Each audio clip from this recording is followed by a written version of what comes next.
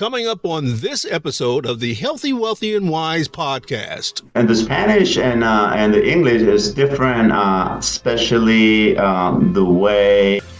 Welcome to the Healthy, Wealthy, and Wise podcast with Dr. William T. Choctaw, MD, JD, where the doctor helps you unlock your full potential by equipping you with tools and knowledge in the areas of health, wealth, and wisdom, anchored in his experience as a business executive, a physician surveyor for the Joint Commission, a former mayor, and over 50 years of experience as a general surgeon. You've got questions, he's got answers. So let's get started. Here's Dr. William T. Choctaw, MD, JD. We want to formally welcome Pastor Jose Rivas to the Health and Wealth and Wise podcast. And we're absolutely excited with the information that he's going to share with us and with our audience. All right. Well, thank you very much, gentlemen, for having me. Really, it's a pleasure to be with you guys, and also greetings to all the audience you guys have. I mean, to me personally, just your ministry here locally. I'm from St. Stephen, so for those who don't know, Dr. Choctaw is from St. Stephen too, and he gives some of the lessons of life monthly, and that's been a blessing to me. So to have me in this and to be in your space in this podcast is a really blessing. Thank you very much, Pastor Rivas, for that. I might also add that Pastor Rivas was one of the people that Jess and I both talked to who encouraged us to do this. Back when we were just talking about it being a monthly master class. And I approached him and I said, well, do you think that would be reasonable? You think people will listen? He said, yeah, no, I think you should do it. I think it's a great idea, blah, blah, blah. Mm-hmm. So in effect, he's sort of part of the genesis of this, so to speak. So Pastor Rivas, why don't you sort of tell us about yourself? Well, I'm married to my beautiful wife, Blanca, for 29 years. Wow. We have three kids. The oldest is 27 now. Wow. Okay. I'm getting old, if I'm not old already. And my youngest one is 22. As a matter of fact, it was when the 16th of April turned 22, my youngest kid. So, and now we live here in La Puente, California. And currently I'm serving as a pastor for the Spanish ministry in St. Stephen Missionary Baptist Church in that city. And it's been a blessing. Also, I'm coming from my native country. It's El Salvador. So that's how I came into St. Stephen for the Spanish ministry, because my native language is Spanish. So if you want to speak Spanish, we can go ahead too. Sí, señor.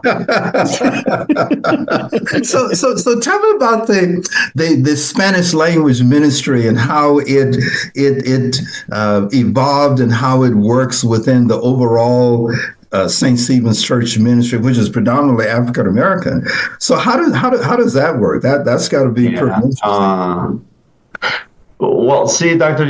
Choctaw, and for those who are listening too, I mean, I came into St. Stephen as a mission, as a planter. My Spanish pastor, with the church I grew up, talked to Dr. McCall. Right. And they were the one who made the connections. See, I didn't even know about La Puente or much less being a pastor.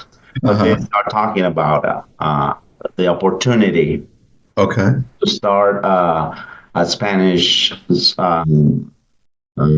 church, to plant a church on this thing. Okay. And if we could use one of the premises of Stephen. We have that little house across the street, what we call it, and that's where we started it.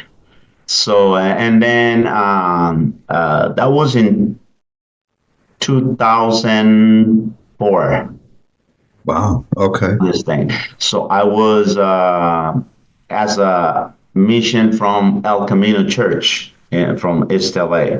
But in Okay. 2014, that's when I became part of St. Stephen after being pastor and seeing that it was more, strategically more convenient for the work of God, to come under the umbrella of St. Stephen and use the premises as a one church, not two different churches. Got it. Got it. So, and that's how we become part of it. And it's been, it's been wonderful journey. It's like you said, St. Stephen Mission, the English congregation is Afro-American church, and we're Hispanic. So it's, how would I say, I thought it was going to be harder, tell you the truth, to merge in. Right. But on the contrary, it was been we were received very, very well. People, Saint Stephen. To the point that I can tell you that we are Saint Stephen. Right. We're not part of Saint Stephen. We are Saint Stephen. Espanol, that's what we call it. No. So it's been a real camaraderie, and also I think it has to do with the goal that we have as a church, as a congregation. The work that we have for the community, and the work that we have ultimately for to bring people unto the knowledge of God. Right. So, and that's what I think it has made it easy and a blessing. If there were other pastors or ministers, let's say, that you would know, who would come to you, and let's say they may be Hispanic, they may be Korean or whatever, and they're interested in doing something similar, whether it's St. Stephen's or somewhere else, what advice would you give them?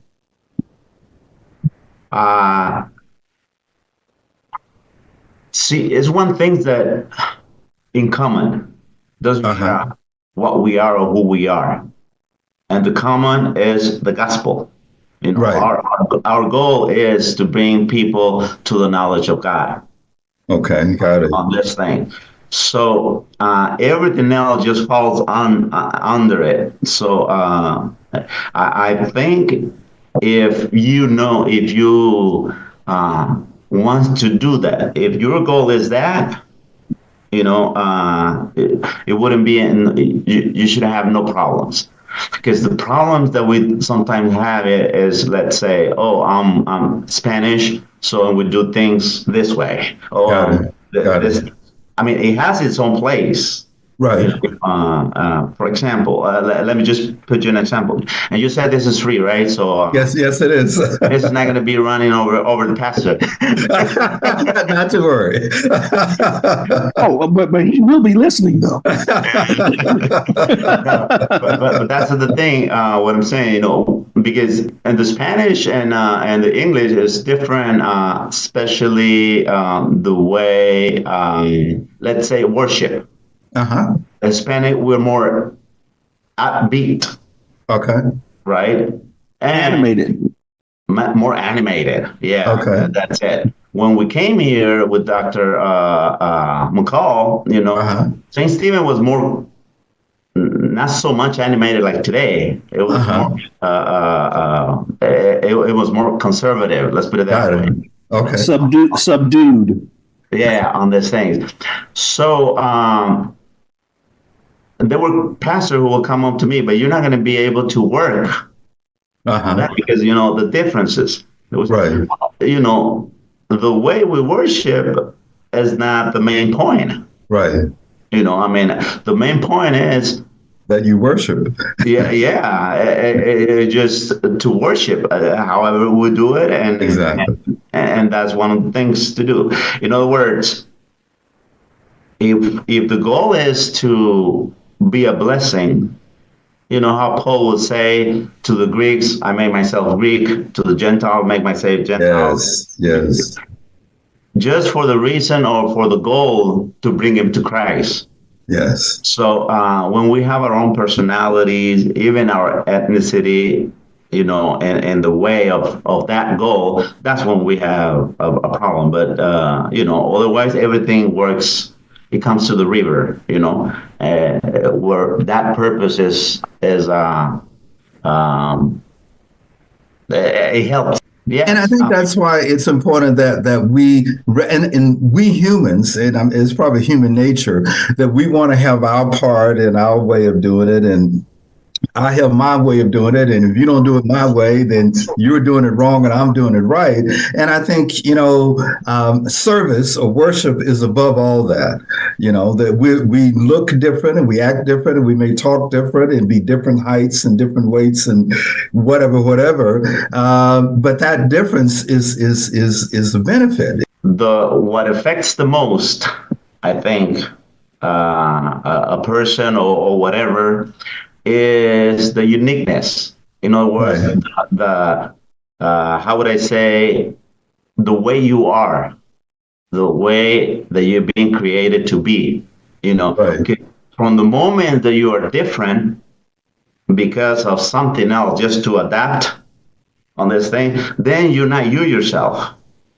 Got it. And whatever effect you have, you know, is not how would I say, it's not unique, it's not truthful because it's based on something else.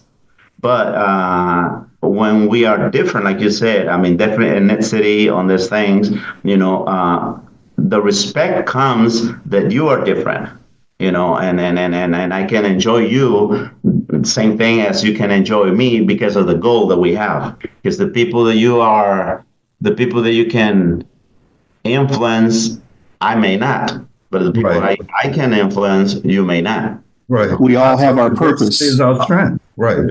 But if we have that goal, that's what I'm saying. You know, that's the main thing. And with St. Stephen and the leadership that we have here, you know, that's the wheel of the boat. I mean, in other words, the love for God that we have on these things, and there is no big you, little me, or whatever. But we all God's servants serving God's people, you know, at this place. So I think that's what makes the difference. So back to the question, you know, if I will give an example, I mean, I give an advice to whatever ethnicity or different from our to come to a pastor to come over here, just be yourself in the relationship you have with God on these things, and respect all the others, and then that will do. Because we have to be, how to say, you know, how can I put it? We have to be wise in a sense that, I mean, you have to be effective, because that's the goal, you know, to affect more people, to multiply, to to somehow influence. Yes. Or whatever you have. So if you're not an influence, you have to be real to yourself too. You know, I mean, in other words, because if your goal is to influence somebody and to know God, so you have to be, if you're not doing that, you have to talk to yourself and say, okay, exactly. Why am I not doing? So if I have to bend, you know, I will have to. That was the concept of, you know, if I'll make myself a Greek to the Greek, and just for the purpose to I mean, I will bend to that person, because my goal is to bless them and to bring them to Christ, right? Right. So, on that. So is that humility.